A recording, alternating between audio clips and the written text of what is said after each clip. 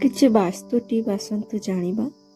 ସକାଳେ ଘରର ଦ୍ୱାର ଓ ଜାନଲା ଖୋଲନ୍ତୁ, ଶୁଦ୍ଧ ବାତାବରଣ ଆସିବ। ମୁଖ୍ୟ ଦ୍ୱାର ସବୁବେଳେ ସଫା ରଖନ୍ତୁ। ସନ୍ଧ୍ୟାବେଳେ ଘରେ ଦୀପ ଜଳାନ୍ତୁ। ରାତିରେ ରନ୍ଧା ଘରର ମଳିନ ବାସନ ଛାଡ଼ି ରଖନ୍ତୁ ନାହିଁ ବା ଖାଇଥିବା ବାସନ ରଖନ୍ତୁ ନାହିଁ। ତୁଳସୀ ଗଛ ଲଗାଇ ପ୍ରତିଦିନ ପୂଜା କରନ୍ତୁ। ଏହା କରିବା ଦ୍ୱାରା ଘରକୁ ସବୁବେଳେ ସକାରାତ୍ମକ ଶକ୍ତି ଆସିଥାଏ। ଭଙ୍ଗା କାଚ କିମ୍ବା ଭଙ୍ଗା ଘଡ଼ି ଘରେ ରଖନ୍ତୁ ନାହିଁ। ଏହା ରଖିବା ଦ୍ୱାରା ଘରେ ନକାରାତ୍ମକ ଉର୍ଜା ଆରମ୍ଭ ହୋଇଥାଏ। ଘରର ଉତ୍ତର ପୂର୍ବ ଦିଗ ସଫା ଓ ହାଲକା ରଖନ୍ତୁ। ଏହା କରିବା ଦ୍ୱାରା ଶୁଭ ହୋଇଥାଏ। ପୂଜା ଘର ପୂର୍ବ କିମ୍ବା ଉତ୍ତର ଦିଗରେ ରଖନ୍ତୁ। ଏମିତି କଲେ ଘରେ ଶୁଭ ହୋଇଥାଏ ଓ ଧନମାନ ଯଶ ଲାଭ ହୋଇଥାଏ।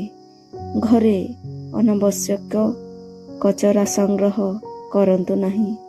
ଯାହାକି ଅଦରକାରୀ ତାହାକୁ ବାହାରେ ଫୋପାଡ଼ି ଦିଅନ୍ତୁ। ବେଡରୁମ୍ରେ ଅଧିକ ଅନ୍ଧାର ରଖନ୍ତୁ ନାହିଁ। ବେଡରୁମ୍ରେ ଅଧିକ ଅନ୍ଧାର ରଖନ୍ତୁ ନାହିଁ କିମ୍ବା ଅନ୍ଧାର ଜାଗାରେ ବେଡରୁମ୍ କରନ୍ତୁ ନାହିଁ।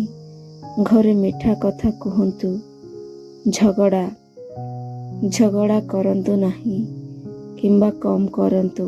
କାହିଁକି ନା ଘରେ ସବୁବେଳେ ଝଗଡ଼ା ଲାଗି ରହିଥିଲେ ଘରେ ମା ଲକ୍ଷ୍ମୀ ଆସନ୍ତି ନାହିଁ। ଟଙ୍କା ରଖିବା ଆଲମାରୀ ଦକ୍ଷିଣ ଦିଗ ପାଖରେ ରଖନ୍ତୁ। ଏହା କରିବା ଦ୍ୱାରା ଧନ ଅଭାବ ହୁଏ ନାହିଁ। ଖାଇବା ବେଳେ ଦକ୍ଷିଣ ଦିଗକୁ ମୁହଁ କରି ଖାଆନ୍ତୁ। ଏହା ଦ୍ୱାରା ସକାରାତ୍ମକ ଶକ୍ତି ଆସିଥାଏ। ଘରେ ସୁଗନ୍ଧିତ ପରିବେଶ ରଖନ୍ତୁ। ଘରେ ସୁଗନ୍ଧିତ ପରିବେଶ ରଖନ୍ତୁ। ଏହା କରିବା ଦ୍ୱାରା ମା ଲକ୍ଷ୍ମୀ ପ୍ରସନ୍ନ ହୋଇଥାନ୍ତି। ସିଡ଼ି ତଳେ ପୂଜା ଘର କରନ୍ତୁ ନାହିଁ। ଶୋଇବା ବେଳେ ମୁଣ୍ଡ ଦକ୍ଷିଣ ଦିଗକୁ ରଖନ୍ତୁ ନାହିଁ। ଏହା ଅଶୁଭ ମନାଯାଏ। ଘରେ ହସୁଥିବା ଦେବାଦେବୀଙ୍କ ଫଟୋ ଲଗାନ୍ତୁ। ଏହା କରିବା ଦ୍ୱାରା ଘରେ ସବୁବେଳେ ସୁଖ ଶାନ୍ତିର ବାତାବରଣ ରହିଥାଏ। ପାଣି ନଷ୍ଟ କରନ୍ତୁ ନାହିଁ। ଲିକ୍ ଥିଲେ ଠିକ୍ କରାନ୍ତୁ। ସଦାସର୍ବଦା ଯଦି ପାଣି ବାହାରୁଥାଏ ତାହେଲେ ଏହା ଅଶୁଭ ହୋଇଥାଏ। ପ୍ରତି ଶୁକ୍ରବାର ମା ଲକ୍ଷ୍ମୀଙ୍କୁ ଦୀପ ଜଳାନ୍ତୁ। ପ୍ରତି ଶୁକ୍ରବାର ମା ଲକ୍ଷ୍ମୀଙ୍କୁ ଦୀପ ଜଳାନ୍ତୁ କିମ୍ବା ମା ଲକ୍ଷ୍ମୀଙ୍କ ପାଖରେ ଦୀପ ଜଳାନ୍ତୁ।